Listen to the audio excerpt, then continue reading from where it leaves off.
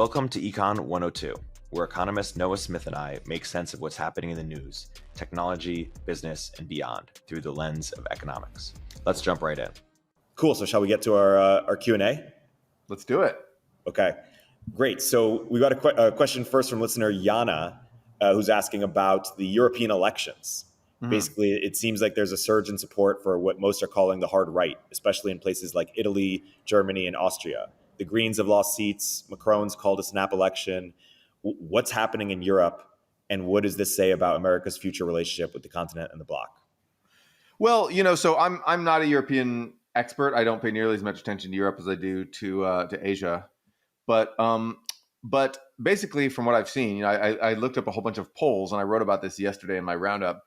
Europeans basically are worried about three things. Number one, the economy. The European economies have been much more stagnant than the U.S. economy, and they've been much slower growing for a while now. But then, after the pandemic, they've been especially slower growing, and wages have actually fallen for Europeans, and it's kind of hard times. And so I think that they've really had it with this idea that it's time to sacrifice our prosperity in the name of stopping climate change. So I think that they've kind of had it with that idea.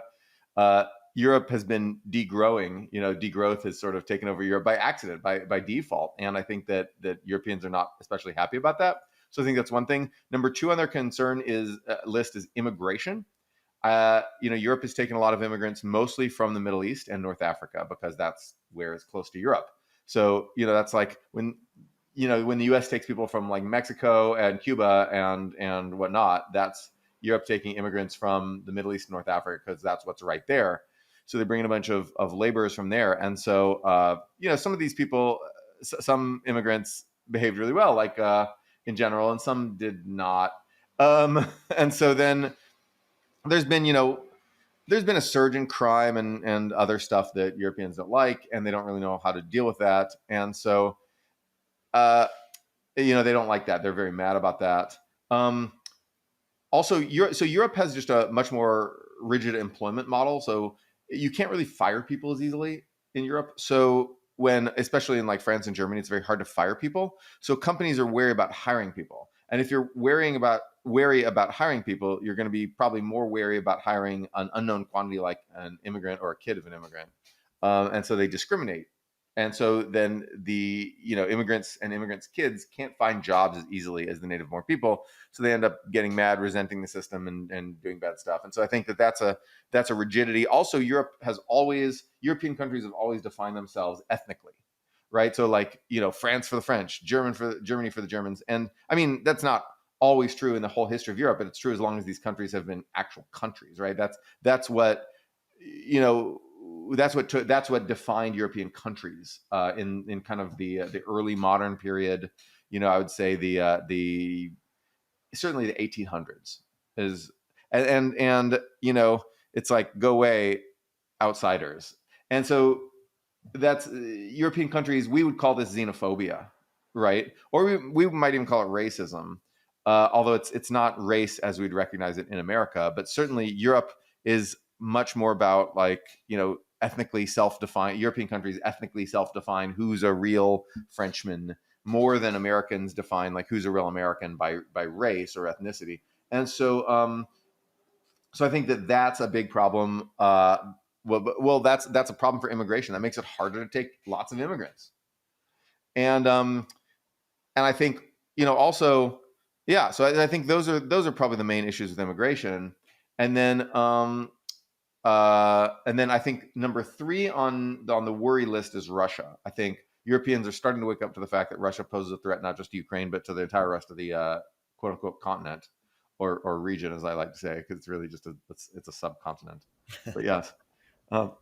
And so they're realizing that you've got this kind of conquering barbarian empire on the fringes of your civilization, and they're coming for you, and you can't live in a nice peaceful garden when the barbarians are running over your nice peaceful garden and blowing up with missiles and whatnot. And so I think Europeans are starting to wake up to that realization as well, although the East Europeans have woken up more, and the Germans and French are probably a little slower to wake up to this, but that's what's going on. And so I think that's what Europeans are concerned with now. why? So it's obvious they tossed out the Greens because of, they're like, just, I don't want to be poor, like, and they brought in some of the far right people because they're like, well, I don't want all these immigrants like wrecking my city, and I don't know what they're doing about Russia. So the question is, who do Europeans think will best defend them against Russia? I'm not sure yet, and whether that's Macron or whether that's somebody else, I don't actually know. So there's my take. It's a very boring, basic take. I think any European in the street could give you this in about 5 seconds. And so, is the biggest reason that sort of there are more populist right wing governments because of immigration? You'd say that's like the biggest cause. I'd say that's why the right has been gaining. Yeah, it's absolutely immigration. I mean, you talk to anybody, they say immigration. Yeah. And is it fair to say that the effects of immigration are not created equal everywhere? Like in the US, you have this, in your most recent roundup, you have graphs that show that, contrary to the belief of some on the right, immigrants aren't taking jobs of US workers. And it's not like they commit a lot of crime either. And so, to the extent that we have a border problem, or to the extent that lots of people are coming in illegally, it's not having a negative impact on the country, at least at the moment. Is that fair to say? Well, I mean, we've had this big, giant surge of asylum seekers, and we don't really have good data yet on whether they've caused problems as a whole. We know that we had this big surge of what you'd call traditional illegal immigration back in the 90s and 2000s, early 2000s, from primarily Mexico, almost entirely Mexico. They turned out to be much less problematic than many people predicted. They they were a little slower to learn English because it was harder to get your kids in school because you're undocumented, so you keep them at home and you're all scared and blah blah blah, and you'd hang out in your ethnic enclave because you're afraid you'll be discovered and deported. But overall, the illegal immigrants from like the 90s didn't commit much crime. They anyway, yeah, they didn't commit much crime, and they and their kids got jobs, so it wasn't too bad. Whether the asylum seekers from, and of course, that's waving away a lot of, obviously there's real problems there. When you had Italian immigrants came in, you had the mafia, right? And you had when you had Irish immigrants come in, you had like Irish mobs attack stuff, and then of course Irish people got attacked by mobs, and you've seen Gangs of New York. That was real, that happened. But overall, they're no more rowdy than like the last wave of immigrants, right? And so, like, yeah, we have there's mafia, there's like MS-13 or whatever, and the Serenos, whatever you like. Someday people will be making like Scorsese type movies about that. It won't be Scorsese, but it'll be the next Scorsese. We'll be making movies about like Goodfellas for the MS-13, right? People, I think, honestly, I think people are more scared of MS-13 because it has a number in it. Like if they just called it some like fancy Spanish sounding thing, like the Norteños and Serenos, that's like, oh, they speak Spanish. MS-13, is that a robot? I don't know. but Yeah. So it wasn't a big problem, and America has always been the sort of melting pot from the very beginning. Like we think there was a time when it wasn't. It always was. Like you're like, oh, but all the immigrants were white last time, and but people didn't really see it that way, and people didn't really care. Like if you're Italian or if you're Jewish or even if you're Polish, like people didn't necessarily give a shit that you're white. You're just other, and they would find some reason to think that you're other. And when you're Irish Catholic, like in the 1800s, like people would think like, oh, you're weird, you're different, you're other. And then maybe you're a communist. When Swedish immigrants would come here, people would be like, maybe these Swedes are communists. And like there were always reasons to be afraid of these immigrants. And we used to have much more unrest than we do now. So like I think is when was that? Maybe 1850s or 1840s. I don't remember. There was a pogrom in Philadelphia where basically Protestants rampaged through the Catholic neighborhoods, burning, probably raping, and just killing, Irish Catholics. And then the army got called in, so the army started fighting the Protestant mobs with cannons. They were blasting at these rioters with cannons, right? That's bad. Like that's much worse than any ethnic tensions America has. Like, sure, we'll have like Palestinians saying some nasty stuff to Jews on college campuses, right? That's real. But like, oh no, you said a nasty thing.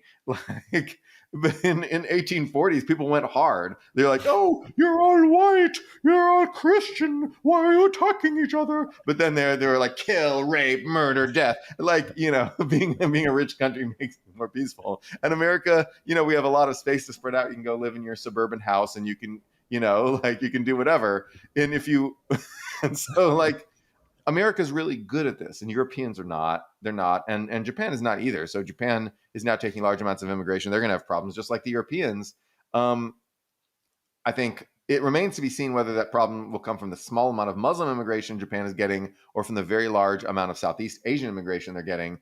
Japanese people are complaining to me that so there's tons of immigrants coming from Vietnam to Japan. Like Japan is basically just draining Vietnam of people. It's great. I love it. That's exactly what they should do. That was a wonderful strategy. And in fact, Taiwan should do this too, because if anyone knows how to fight China and is an expert in fighting China, it's the Vietnamese. And so then they should just be taking as many Vietnamese people as they can, but they haven't quite realized that yet. Anyway, but then Japanese people were complaining to me like, "Oh no, the Vietnamese people are eating the doves." It's like, what? They're like, "Oh yeah, the Vietnamese people are capturing and eating the doves. We really like these doves. There's these doves called hato. They're pigeons. Mhm. They just like, I mean, I don't. A pigeon and dove are not really that different of a thing. Anyway, so then the hato, they just flock in like town squares and streets and stuff, and they're like, "Oh, it's cute. It's like traditional nature of Japan." And the Vietnamese people are like, "Free lunch," and then give me that. It's a bird. Were you using that? And then, and so then they grab the bird and just fry it up, and Japanese people are like, "How did you ate the dove?" This is the big immigration problem in Japan. But we laugh at this, and it's going to be a problem. Well, so I get why it's the right strategy for Japan to get the best people from Vietnam. I guess, have we done a good job of quantifying the impact of what it means for Vietnam, or for the country that's getting brain drained, basically? Or obviously immigration is great for the country that's getting all the talented people. What about for the country for whom they're losing the talent, Well, who they train? Japan isn't getting Vietnam's talented people. Those are going to America. or France or Canada, right? Like Lon's parents, our friend Lon. Yeah, I mean, her parents, they weren't war refugees. They just came because they were like smart. Yeah. Um, So what yeah, no. happens to Vietnam when they lose their best people, or the countries who lose their most talented people? Well, Vietnam will be fine. I mean, no, honestly, they'll be fine. They just need to improve like college education, because Vietnam will be more like India, where a lot of people, some people leave, some smart people leave, and then the other smart people sort of train up to replace them. And there was a lot of smart people in Vietnam just being like, just like working at a restaurant or just doing some pointless thing. They completely underuse all their talent. They've got enough smart people. Because they're kind of big. Vietnam's got, what's Vietnam's population, like 110 million or something? 120. Oh, it's just 98. But that's big enough where the amount of immigrants going to Japan is like, I don't know, 100,000, 150,000 a year. That's like not that much, right? And actually, the people going to Japan are working class anyway, and there's a few smart people going to America, but overall that'll be good. The countries where you have to worry about brain drain more are small countries. Of course, low fertility means you have to worry about brain drain more too. And Vietnam's fertility is now low recently, just like everybody else. But so that is a worry. But then but they're not very small, and so small countries like Estonia, if like there's like 5 people in Estonia, if like the 3 smart people in Estonia go abroad, you're screwed. And so so small countries have to worry about brain drain, or like Jamaica is pretty small. So if all the smart Jamaicans go to America, and go to New York and do a bunch of finance businesses, then which they do, then or like Haiti, right? Like the business school I used to work had like these Haitian hedge fund guys who give us a bunch of money, and then I'd like go to like these parties with these extremely fancy Haitians, and then I accidentally destroyed the dress of a Haitian woman. She was like, "Oh, check this dress out. You like this?" And I was like, "Oh, whoa! I found an extra thread, pulled it, complete hole." And she's just like, "Oh, I'll just buy a new dress. Who cares?" And then like there's a lot of rich Haitians. Of course, Haiti itself is one of the poorest countries in the planet. Like it's, it's got literal cannibals running around eating people. Like, because so brain drain is a problem in Haiti. But what do you do if you're a smart person and you want to stay in Haiti and have a fruitful career? Your career is warlord. Whereas if you go to America, your career is hedge fund. Would you Right. pick warlord or hedge fund? Hedge fund, and then hopefully the theory would be that after you get rich, maybe you support Haiti in some way, and you see some people do that. That's what they're trying to do. So they're sending remittances and they're trying to organize stuff. It's very hard to do it from outside there because there's no one to provide security. Like Right. the truth is, with a country like Haiti, what you need is a bunch of like very disciplined guys with guns to go like shoot the bad people, kick ass, and restore order. Yeah. And there's nobody who's really willing to do that. Right. We'll get back to the conversation in a moment after a word from our sponsors. Fast forward to the end of 2024. Think about your goals. What can you do right now to give yourself the best chance of succeeding? If learning a new language is on your list, you absolutely need to check out Babbel. Babbel offers a range of learning tools, self-study app lessons, live classes, and even podcasts, which have always been my favorite way to learn. Studies from Yale, Michigan State University, and others continue to prove Babbel is better. One study found that using Babbel for 15 hours is equivalent to a full semester at college. Babbel isn't just a game to kill time and make you feel like you're learning a language. It's not overly academic or rigid either. It's all about learning language for the real world. Babbel stands out because it's designed by real people using a modern conversational teaching approach. It's not always easy, nothing worth doing ever is, but it's straightforward and designed to help you start speaking in just 3 weeks. With Babbel, I was able to brush up on my intermediate Spanish to ramp up for travel to Argentina last year, and was able to set clear goals based on how much time each week I wanted to practice. Join millions of Babbel language learners across all age groups. Here's a special limited time offer for our listeners. Right now, get up to 60% off your Babbel subscription, but only for our listeners at babbel.com/econ102. Get up to 60% off at babbel.com/econ102, spelled babbel.com/econ102. Rules and restrictions may apply. If you don't already subscribe to Turpentine's industry-leading newsletters like our new daily AI newsletter, Emergent Behavior, or Media Empires, you should. But that's not what I'm here to tell you about. The platform we use to power these newsletters is called Beehiiv, and it's excellent. First of all, it was started by the same early team who helped build Morning Brew into a $75 million newsletter business, and they built Beehiiv to offer that same powerful functionality to anyone sending emails. From essayists to business owners, the platform is beautiful, their text editor is intuitive, and they help you scale your audience with custom growth features. Beehiiv has powerful tools to help you monetize your content. You can easily launch paid subscriptions or pursue an advertising model. The Beehiiv platform will even connect you to premium brands to sponsor your newsletter. Not only do we use them, but thousands of the top newsletters in the world also use them, like Milk Road, Blockworks, the Lindy newsletter, and so many more. Beehiiv's founder hooked up Moment of Zen listeners with a sweet deal. Get 20% off for 3 months with code MOZ. Visit beehiiv.com, that's BEEHIIV.com, to get started. I want to segue to another question asker. This one's got a few questions. His name is Chet Korkos. He's I think the first engineer at Notion. Big fan of the company. So appreciate you asking questions, Chet. What's going to happen to Social Security? Obviously, that's an impossible question to answer, but what are the best outcomes we can hope for, and how might we get there?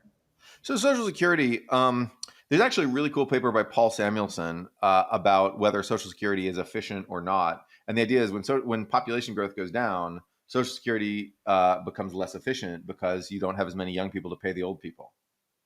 And this is true of any like pension system funded by the young. Really, all pension systems work this way in some way. Social Security just has this odd structure where we have a direct pay it forward kind of thing. That's because we needed to implement it very fast and have the payouts start coming very fast back when we made it, because it was like the Depression or whatever. We wanted to like pay the old poor people really fast. And so, but it really, over the long term, it works like a normal pension system. Young people work, old people consume, you have to transfer, right?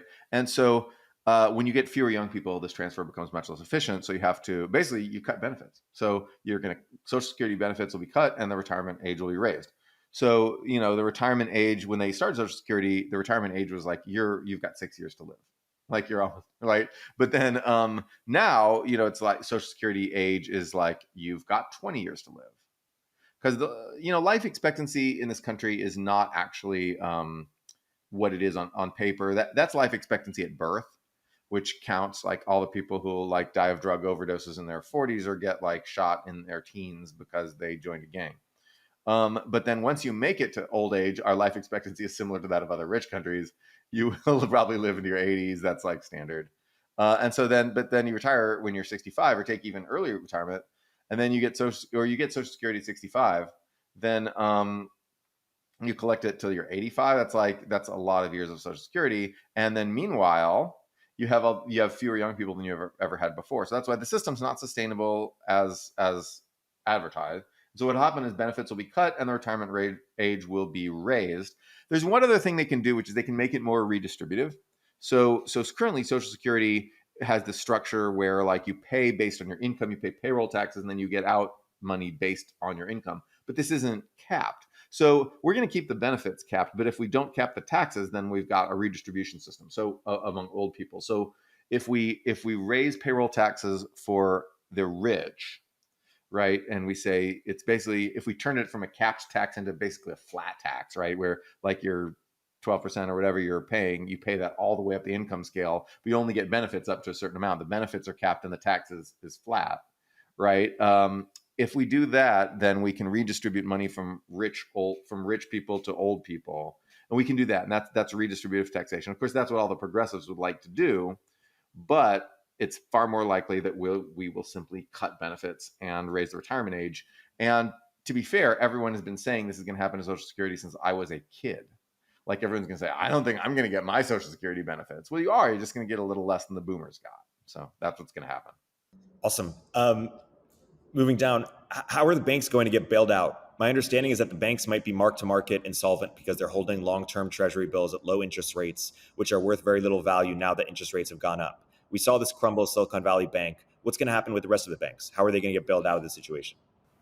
Well, they're probably not insolvent, actually, because all the big banks were limited by law because we made all these laws and regulations, about how safe banks had to be. And of course, bankers are not unaware of the existence of interest rate risk. They know if interest rates go up, then your long-term treasuries will fall in value. That is known, and in fact, that's like the most common risk that anyone prices in. And so the big banks, Chase and Wells Fargo and Bank of America, although Bank of America is the worst of the bunch, but even Bank of America, they were prevented from buying nearly as many long-term treasuries, so they never came close to insolvency. Like smaller banks, on the other hand, don't have a lot of treasuries. Those ones tend to have mostly like real estate or local business assets on their books. So the big banks were prevented from buying all those long-term treasuries. Not all. I mean, they bought some, and they took some losses, right?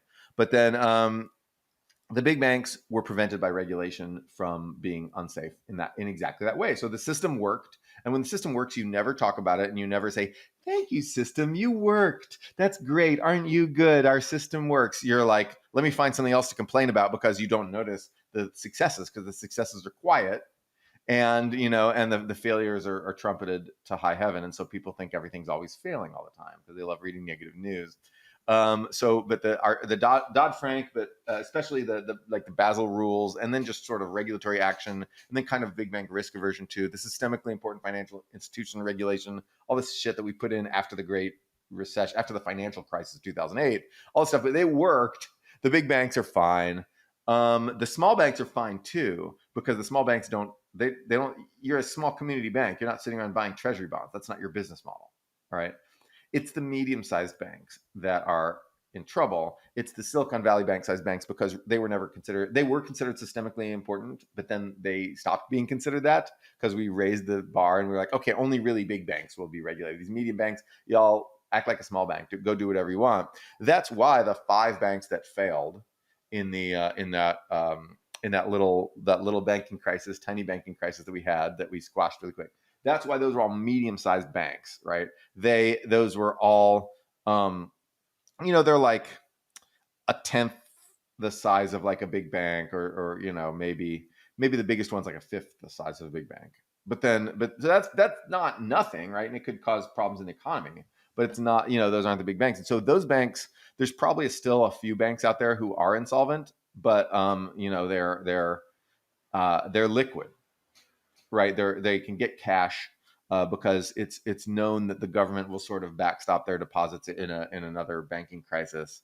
And so those banks have crappy business models, and those banks need to die because they're not using capital effectively, and they're not an efficient part of our economy. They're not really making loans to, like, what we need to do is sort of repurpose our banking system to make loans to manufacturing companies, like Japan does. But that's a story for another day. That's a much longer post right there. But then, but really, that where our banking system is not in danger. There's a few banks that are probably insolvent, but are liquid and will probably stay that way until interest rates go down, which they eventually will. But those banks are useless businesses that should die anyway. Sorry.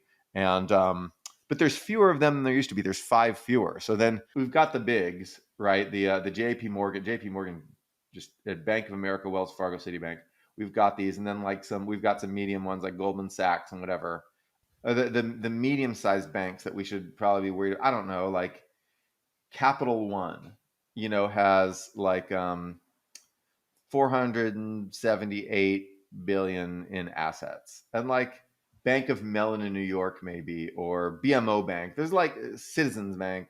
There's like 5 or 6 of these that maybe could go the way of Silicon Valley Bank if there were some run on it. But we've prevented the run. We've kept them liquid. So this is not a big problem. And so we should be happy that the system worked. And we should be like, thank you, system. The system works at the expense of a little bit of long-term productivity, because these banks are essentially these useless zombie businesses that we don't really need in America. That makes sense. What are the best and worst taxes in the US? If you could create a tax and get rid of a tax, which would they be and why? I've heard people bash on Social Security tax because it's a wage tax and also makes it more difficult to hire people by adding administrative overhead. Maybe Social Security should be paid for out of plain old income tax. Is sales tax a good idea or a bad idea?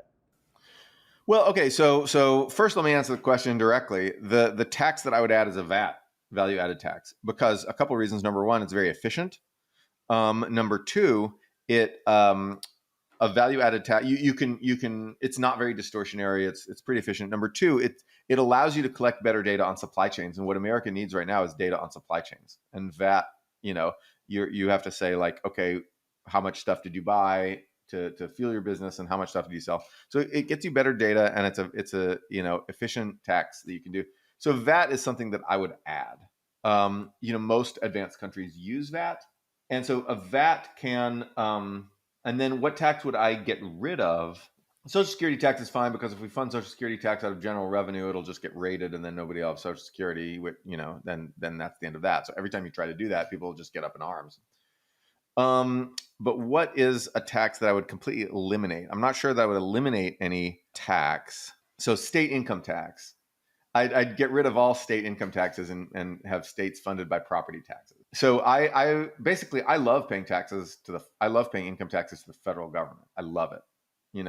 It's great, because that money is going to, like, old people, national defense, poor people. That's it. That's where my dollars are going. I love it. I love thinking that some poor old person is going to get my money, or that, like, it'll go toward revitalizing our national defense, or a little bit of research and infrastructure too. Federal government is actually great in the way it spends money. There's some inefficiencies there, but and you could say, okay, well, we need to spend a bit less money on poor and old people now, and a little bit more on infrastructure, research, national defense, and those things. Fine. But overall, like, I'm not unhappy. But then state money, a lot of that state money is distributed to cities like San Francisco, who then spend it on grifting nonprofits, right? And then and states spend that money fairly inefficiently. The reason California has such a high income tax is because we can't really do property tax because of Prop 13. So I would raise property tax to compensate for the loss of state income tax, and I would say all states should be like Texas and Washington. Those states are doing absolutely fine. Better than California's doing, for sure. And just, raise property tax land, and then of course I'd do the Georgia's thing, and I'd have exemptions from property tax. If you're going to build or do improvements, you can get a tax write-off if you, like, build something on your property, right? That's a building incentive. That's Georgiast. And it's so I would do that. I would tax land. That turns a building exemption turns a property tax into a land tax. That's how you get a land value tax. And so Pennsylvania does a lot of this.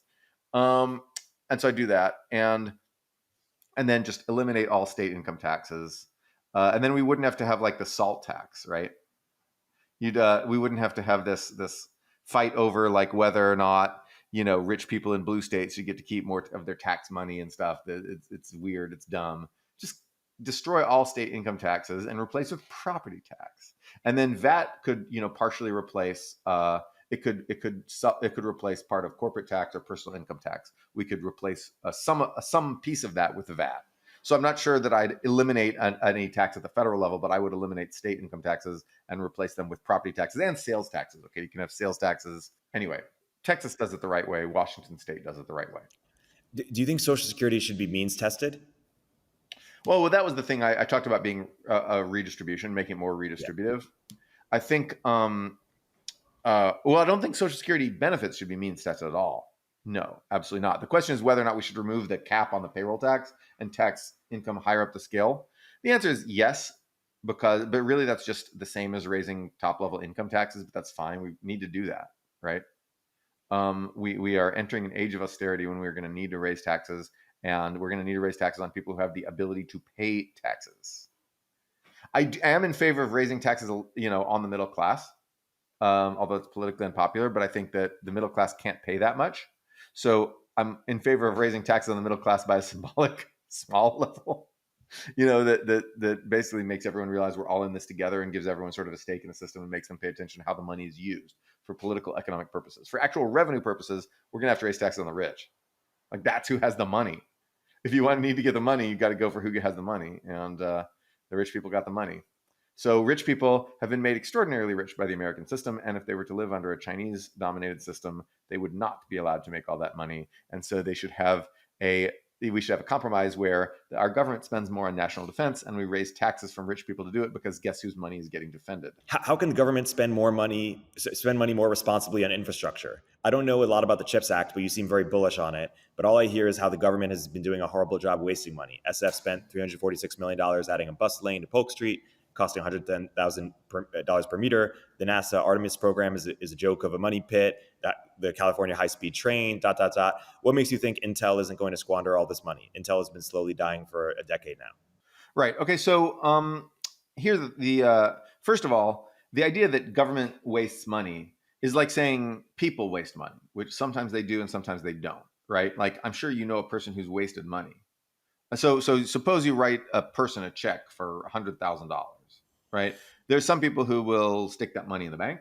There's some people who use that money to go get a college degree. There's some people who spend that money on clubbing, right? There's some people who will spend that money on butt implants. Like, people spend money differently. And so the idea is, well, people will just waste any money you give them. No, some of them will and some of them won't. And it depends on like who it is, their time of life, blah, blah, blah. So the idea that like government always wastes money is some sort of general principle just makes no sense to me. Like, I can name you a million examples of governments using money effectively and efficiently, right? I can name you like trains in Japan, housing in Singapore, or whatever. Plenty of examples too. And America's had plenty of examples, like the interstate highway, right? We built that, and people are like, oh, we can't build any infrastructure. But that's not a law of fucking nature. We built the interstate highway, and that's great. You're like, oh, you're driving down your freeway. You're like, oh, the open road. Who built that? The government. Tax revenue, being spent efficiently.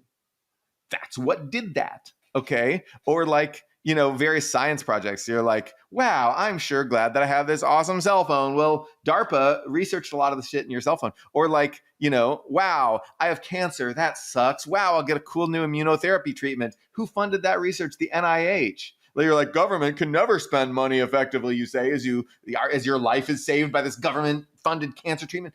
Government can spend money effectively, right? And I'm not talking about just handing cash out. I'm talking about like actually buying things, right? Like, I know maybe you're a weirdo who thinks that like vaccines killed more people than they say. No, you're stupid if you think that. That's not true. Vaccines saved a lot more people than they killed, and you got the vaccine and you weren't tricked into it either because you were scared of COVID, and that's why you got that vaccine, you little anti-vaxxer. You're like the weekend warrior the after the fact anti-vax, like, I got the vaccine, but now I think I might have been trained. Look, if the pandemic were still raging, you'd be like, vaccine, please. Like, no, it works. You're just politically bullshitting. Anyway, the point is sometimes governments spend money efficiently and sometimes they don't, right? And you have to think about why and when. Okay, so why does California spend a whole bunch of money on grifting nonprofits and boondoggles like high-speed rail?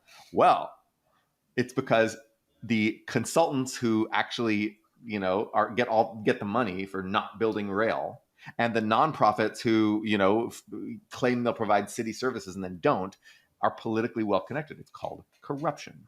All right. Is that why Intel got money because of corruption? No, because they gave money to Samsung, TSMC. They gave money to all the big companies. Intel might fail and screw up and die. All right. I'm not like Intel. They fired their good CEO because of sexual harassment issues.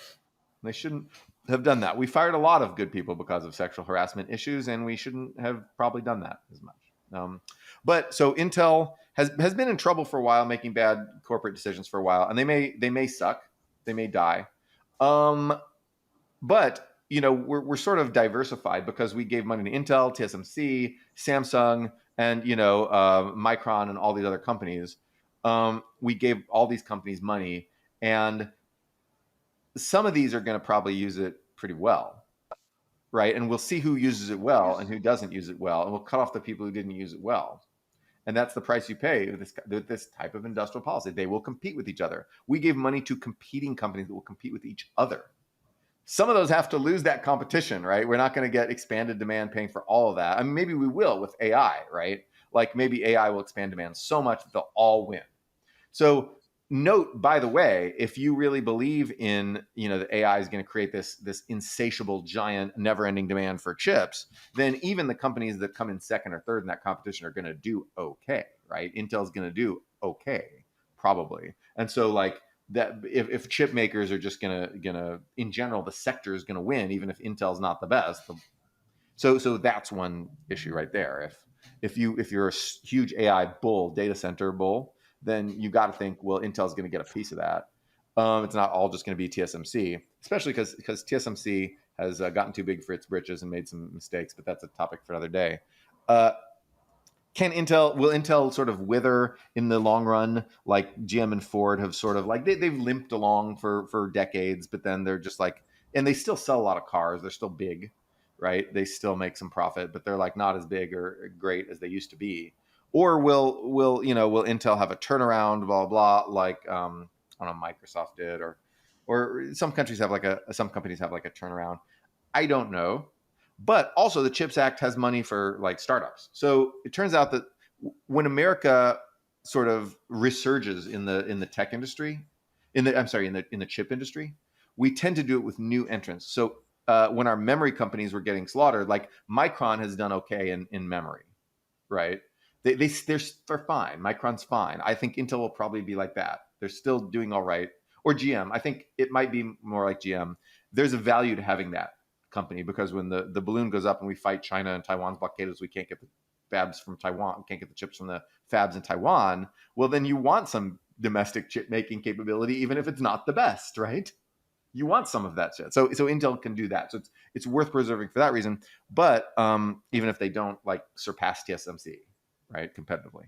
But I think that Intel itself took over from the old memory companies. When the U.S. memory companies in the 80s were kind of going downhill, Intel invented the microprocessor and just really soared to victory that lasted decades, and they were great. Now we've seen NVIDIA, this insanely valuable company. They don't have their own fabs, but they are in the chip industry, right? And they're just insanely valuable, and they have rocketed to global success and fame and success for America and have revitalized the American chip industry, even though they don't build their own chips, right? But TSMC and Samsung will build their chips. TSMC will build their chips, and TSMC will hopefully build their chips at factories in America. So NVIDIA has been this giant success. So So the good thing about the CHIPS Act is it actually does divert a lot of funding to small companies to help them scale, because American finance is not good at helping manufacturing companies scale, right? We're very good at helping companies start up. We're very good at seed funding, and we're good at, directing cheap loans to big established companies. But there's this thing in the middle where in Japan you'd have a main bank throwing tons of loans at a mid-sized company. In China, you'd have tons of loan banks and the government throwing money at a mid-sized company. In America, we got nothing. Like, we've got growth PE. That's too expensive. That financing's too expensive, right? We have this big gap in America, to get from, like success to get from like unicorn startup to like Nvidia. We've got like this gap in the middle of that where it's really hard. It can be really hard to get financing, and so we need to plug that, and the government can help plug that. But the real reason we don't have that is that our banks don't fund manufacturing companies, which brings me back to the thing from the beginning of the episode, which is we need our banks to fund manufacturing companies, and that's what they need to be funding, and they don't know how to do that anymore, and our banks kind of suck. But that's what ideally a company like Silicon Valley Bank would be doing, that instead of just buying up a bunch of freaking treasuries. Anyway, how's that for an answer? That's a great answer. And it's a segue to a question by Will DeAndre. Will asks, you talk a lot about enhancing manufacturing as a key way that developing countries can grow their economies. But what are your thoughts on service-based development? Is there a reason you think manufacturing is better? Are both important and viable strategies for development? Well, so that's really interesting. One thing complicating this is that what we call manufacturing and services has changed over the years. Manufacturing companies in America, they still do this in China, actually. So America actually has more employees in manufacturing and China less than we think. The discrepancies are not as big as you think, because what happens is they have their accountants working with the factory, and they call them manufacturing workers, right? They have a lot of people doing business services that we have outsourced, and so we say, oh, you're in the NAICS code that's not manufacturing, right? Because you have service business. You're doing accounting for a manufacturing company. You're an accountant company. And in China, they're like, oh, you work for BYD as an accountant. You're a manufacturing worker, right? So there's this distortion. I'm not sure how big that is, but it's kind of big. And so a lot of our services are actually services that help people make stuff. And we don't take that into account when we talk about a lot of the stuff. Where the discussion really makes more sense is when you're talking about what you export. Do I do accounting for companies in other countries, or am I shipping goods to companies in other countries? And that's a question of whether you. So if you're in India, right, and you're a firm that does accounting for an American manufacturer, you don't get India doesn't get the benefit of having those jobs, the factory jobs, and a lot of the design and engineering stuff they don't automatically get the benefit of. But if they do the design and engineering, then it's easy to get the accountancy stuff too. So it's a question of where those agglomeration effects will shape your economy, and it's a subtle, complicated question. I think when people talk about manufacturing versus services, they're not thinking about this at all. But that's really what it's about. It's a question of what pieces of the business, what pieces of the supply chain, which parts of the value add do you localize in country in order to lure other things in, or which things will just be orphaned? Which things will you just export by themselves? And then, so like, if you're a little company, like software is, like an incredibly essential component of manufacturing. Software is really important. It's highly technical and blah, blah, blah. The thing is, it's really easy to export without having anything else locally. So it's not like if you have auto parts, we have to ship those to a factory physically. So it makes sense to have the OEM, the actual assembler nearby, right? So you have this supply chain where putting one kind of company here helps you get the other kind of company to go there too. But software is not like that, because you're just like, oh, here is your code, Mr. Guy in America.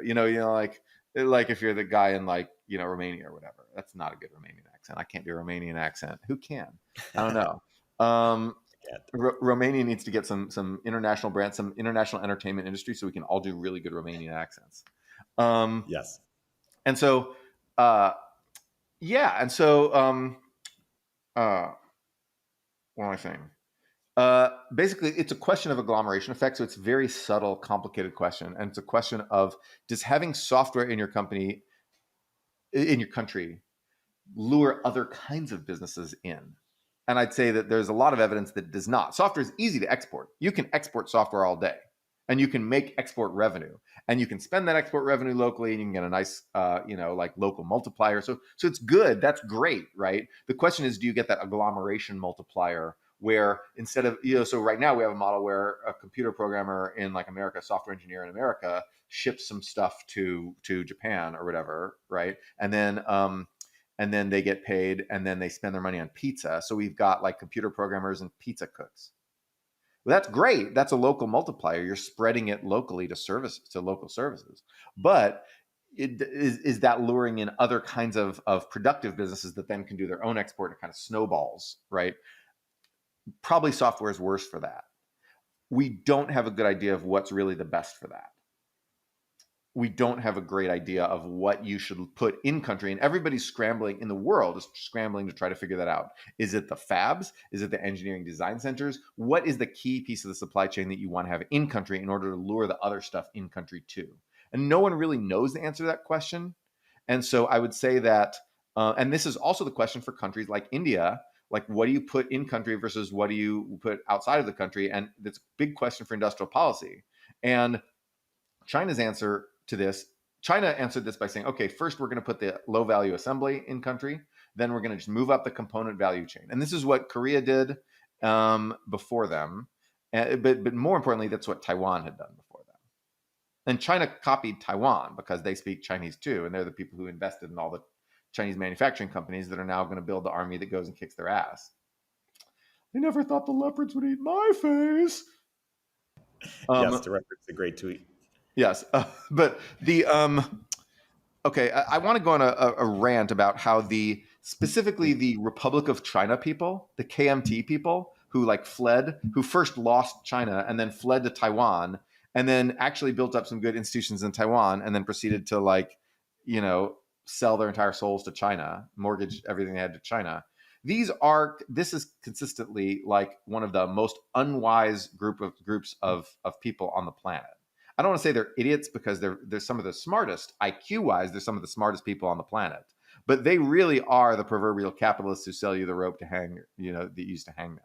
Like they are consistently institutionally some of the most, one of the most inept group of people on the planet, despite extremely high individual level IQs.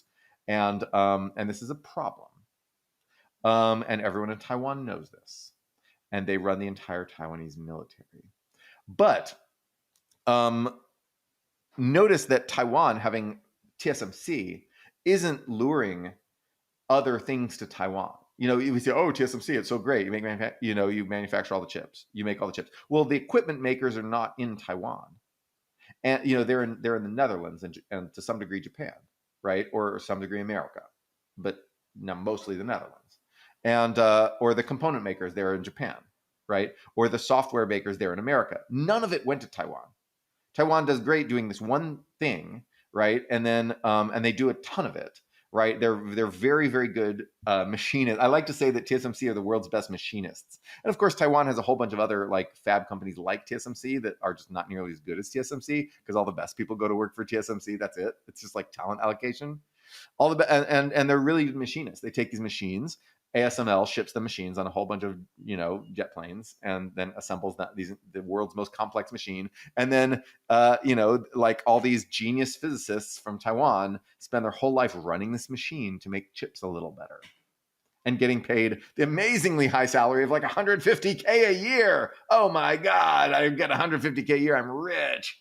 That's what you get paid to and you work 80-hour weeks for your whole life, and then it's hard to compete with that, but it hasn't brought in the other parts of the chip supply chain to Taiwan.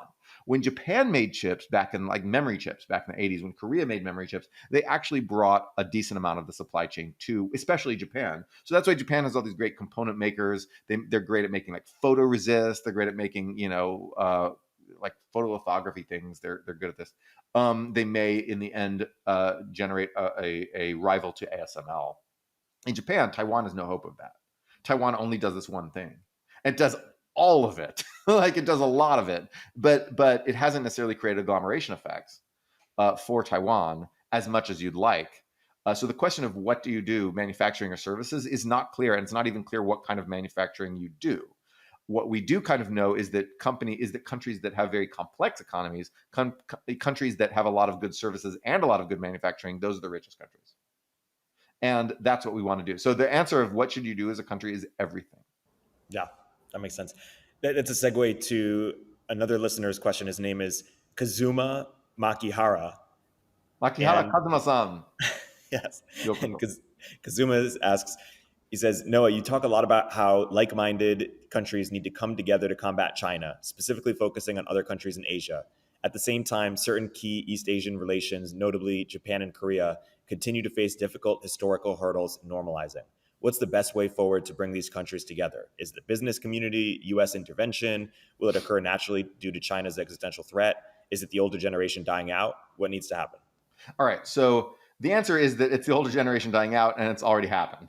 So in polls, Japanese opinions of Korea continue to just creep steadily up, and Korean opinions of Japan continue to creep steadily up. Why? Generational turnover. Young Japanese people love Korean stuff, right? Japan was very racist toward Korea in the old days, and that dates to colonial days, right? It was like, oh, you are a colonial subject, kind of like British racism toward Irish people. It's very similar, right? It's like, oh, you are a colonial subject, you suck. It's like there was this old saying in Japan, like, even a moron or a Korean could do that. Okay, that's done. That's over. Samsung killed that. No, but also like young Japanese people don't say that shit. They don't even know that shit, except for like a few Nazis on Japanese 4chan, which is Nichan. It's the Japanese Nazi website's owned by Americans, and the American Nazi website's owned by Japanese people, and that's very weird. But anyway, but the point is that young Japanese people don't give a shit. They like Korea. They're like, yeah, Korea, that's awesome. Like I have young Japanese friends who just go to Korea all the time for vacation. And, they're like, like they all just want to date Koreans. I mean, I guess everybody does now, but like they all just want to date Koreans. Like, ooh, Korean boy, sexy. Ooh, Korean girl, sexy. And then like, but Koreans just are watching a bunch of anime and thinking like, oh, Japan's so cute. Yeah, we know they colonized our country far in the past, but that's fine. I love Tokyo. I love the cool restaurants and shops in Tokyo. It's so beautiful. I'm gonna go hang out, And so like, Korean people love Japan, and Japanese people love Korea. Young people, like anyone under the age of 40, right? It's the island at the top.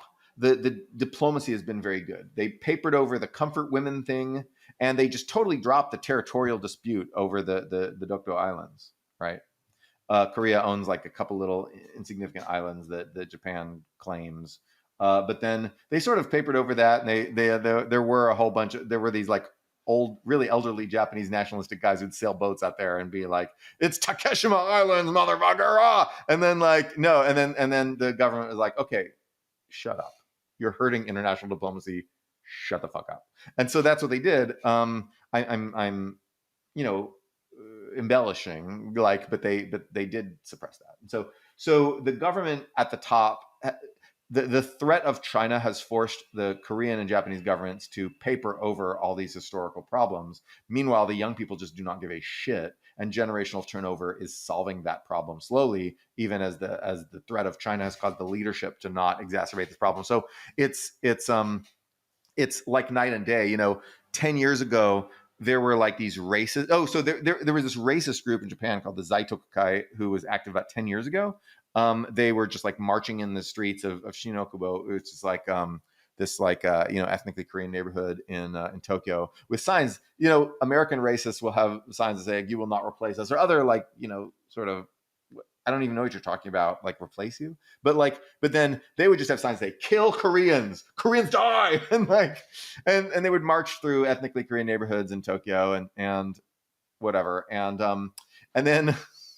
Then everybody hated those guys. The mayor of Osaka, who was a right winger himself, offered to have a debate with the head of the racist group, and they had this televised debate, which you can still watch, where the mayor of Osaka, who he was like working class guy, he came from like this group of people called the Budakumin, which is sort of like this lower caste that they tried. Anyway, It's he was from very working class background, Hashimoto, and then he got in the debate room with this guy Sakurai, the racist guy, and the guy just was like provoking him and like insulting him and stuff, and he's just like, okay, we're doing this, and he gets up out of his seat and like walks over to the guy, and his like handlers have to like hold him back. He's like about to like beat up the guy. And so after that, Shinzo Abe was still prime minister at the time.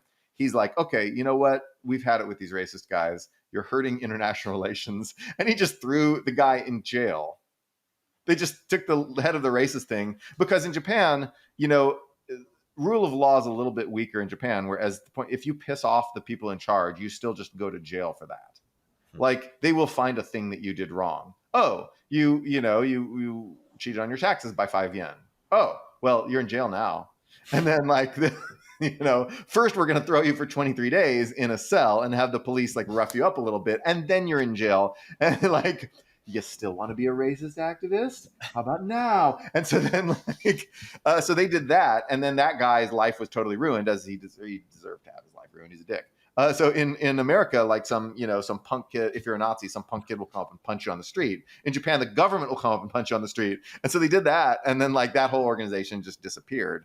I went to the counter protest and just watched, I watched sort of like progressives and Korean immigrants in Tokyo, like fight the Zaitoku Kai in like 2014. I saw like a street fight. It wasn't as, it wasn't like they didn't bring out like hammers and shit. Like they like shoved each other and, shoved each other in the street. And that was it. And the police stepped in. But then that's not happening now. Like, that's all done. There was this, I think a lot of people remember this kind of wave of anti-Korean and anti-Japanese sentiment from the early 2010s that's now effectively gone. And all I hear Japanese people talk about is like how awesome Korea is. And you see a lot of cooperation at the government level too. So this is a problem that's basically been fixed. Yeah. I want to ask one last question before we get out of here. And it's by Paul Allen. Paul Allen asks, how would you convince regular Americans that China conquering Taiwan would negatively impact the lives of themselves and future generations, and why Americans should send our sons and daughters to fight and die for an island that is off the coast of China? Oh, well, that's a very serious question. The answer is that if China attacks Taiwan, they're going to attack U.S. bases and kill a bunch of U.S. service people. They're going to Pearl Harbor us, and because they can't leave those bases intact and still carry out an effective attack.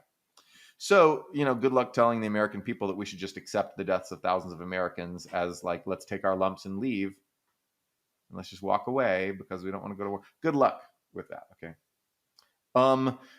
But the other answer is that we're in a situation where if we don't hang together in the world, we'll hang separately. China knows that we could oppose them.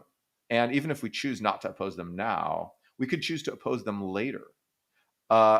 And because of this, if China defeats, destroys, and conquers and subjugates our allies, like Japan, like Korea, Taiwan, and all these allies, these valuable allies that we have, India, then it knows that then we're isolated. And of course, we're a much smaller country than China. We manufacture a lot less. China has this innate power that's greater than ours. We need a gang to stand up to them. And if we choose not to stand up to them today, we lose the gang. And we lose the ability to stand up to them tomorrow. But still, China will worry about us, and China will do everything they can to turn us into a weak country in the long term, which includes sowing internal division, cutting us off of international resources, cyber attacks. I don't know. China will do everything they can to degrade American wealth and power, and you will not be safe. Oceans cannot keep you safe anymore.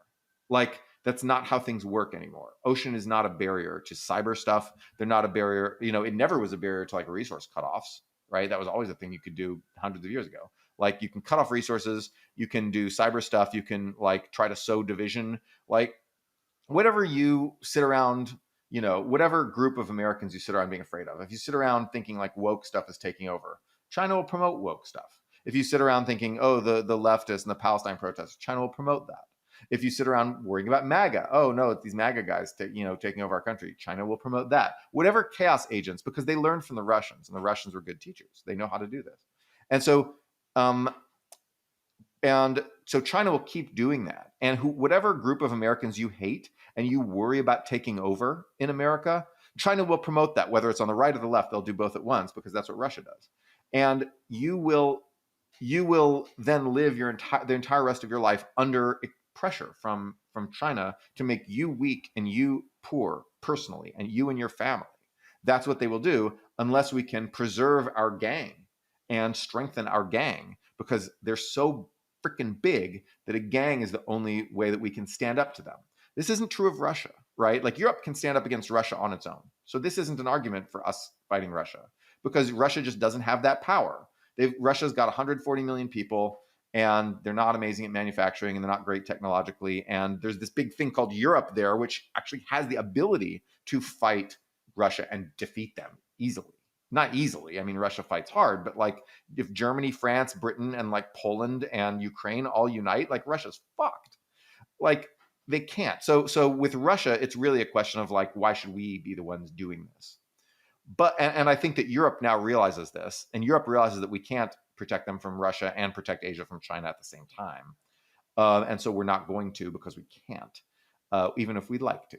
And so they are, Europe is slowly gearing up to oppose Russia themselves, which is good. But Russia is not that big of a long-term threat to us. Sure, they could nuke us, but like otherwise, that's the only thing they could do. Like they're not really that big of a long-term threat. They can sow division. They can be irritating. They can support like extremists on Twitter, stuff like that. But ultimately, they don't have nearly as much money. China can do this 10 times more effectively because they've got 10 times as much money. And so China is big enough to defeat us and subjugate us. They're not going to, you're not going to see like Chinese guards with machine guns on your street telling you where you can or can't shop. Okay, that's not going to happen. But you will see, like people rioting and burning down your house and the stores where you like to go because Chinese people riled them up online in order to keep America weak. That kind of thing will happen in a world ruled by China. So we need to fight to preserve our gang, because if we don't hang together, we'll hang separately. And that's the reason. That's the real reason that we need to do that. And I'm frustrated that people don't see the threat, but I'm not really surprised, right? Because we've always been, this country that had all these oceans protecting us, and we never had to worry about this kind of thing. And we never really encountered a country that was bigger than us. The Soviet Union is the same size as us, but we never really encountered, Nazi Germany and Imperial Japan were both much smaller than us. Like we were the big country, and we're not anymore. There's two countries bigger than us, China and India, and one of those is not our friend. And so China, I think we'll be friends with India forever. But China, we've sometimes been friends with and sometimes been enemies with, and unfortunately, China's leadership has decided that now we need to go. And that's a decision they made, and that's not a decision we made. We're not in control. It's not the 1990s. We're not the dominant country anymore. We're not even more powerful than China one-on-one. Sorry. And so that's just the way it is. And so the answer is because your life and the life of your descendants and of your mimetic descendants, as well as your genetic descendants, the people that you think are like you and will live lives like you in the future, are in danger from long-term Chinese dominance of this planet. That's the reason. And that's scary. That's a great rallying cry and call to arms. Great way to end the episode. Noah, as always, this was great. I really appreciate everyone who sent in questions. We have some more questions we'll get to soon, and keep sending them in at the email that we put in our show notes. Noah, as always, great conversation. See you next week. Love you all. All right, bye. Econ 102 is a podcast from Turpentine, the network behind Moment of Zen, In the Arena, The Cognitive Revolution, and more. If you like what you hear, subscribe and leave us a review in the App Store. You can keep up with both of our Substacks for written analysis of the topics we cover in the show at noahopinion.substack.com and erictorenberg.substack.com. Thanks for listening. Hey everyone, Erik here. At Turpentine, we're building the first media outlet for tech people by tech people. We're the network behind the show you're listening to right now. We have a slate of hit shows across a range of topics and industries, from our AI and investing cluster of podcasts to shows that drive the conversation in tech with the most interesting thinkers, founders, investors, and influencers, like Econ 102 with Noah Smith. We're launching new shows every week, and we're looking for industry-leading sponsors. If you think that might be you and your company, email me at ericaturpentine.co. That's ERIK at turpentine.co, and let's partner together.